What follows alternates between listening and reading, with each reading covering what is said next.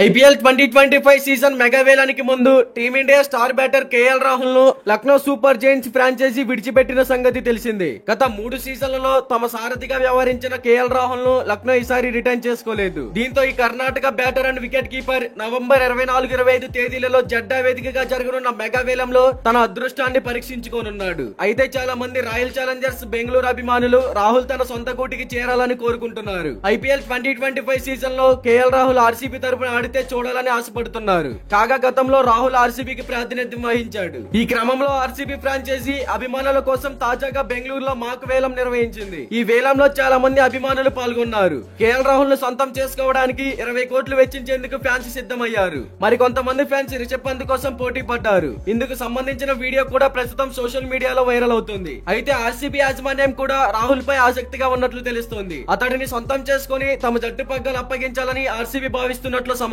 తమ captain fab du Plessis ను వేలంలోకి RCB విడిచిపెట్టింది. Virat Kohli, yes Dayal, Patidar ను మాత్రమే బెంగళూరు రిటర్న్ చేసుకుంది కాబట్టి ఆర్సీబీ పర్స్ వాల్యూ వచ్చేసి 83 కోట్లుగా ఉంది. ఇందులో ఒక 20 కోట్లను ఖర్చు పెట్టి కేఎల్ రాహుల్ ని ఆర్సీబీలోకి తీసుకురావాలని ఆర్సీబీ ఫ్రాంచైజీ ఎదురు చూస్తుంది. మరి దీనిపై క్రికెట్ ఫ్యాన్స్ గా మీరేమంటారో కామెంట్ చేయండి. ఇలాంటి క్రికెట్ అప్డేట్స్ కోసం మన ఛానల్ ని సబ్స్క్రైబ్ చేసుకోండి. అలాగే ప్రక్కనే ఉన్న గంట సింబల్ యాక్టివేట్ చేసుకోండి. Thank you for watching.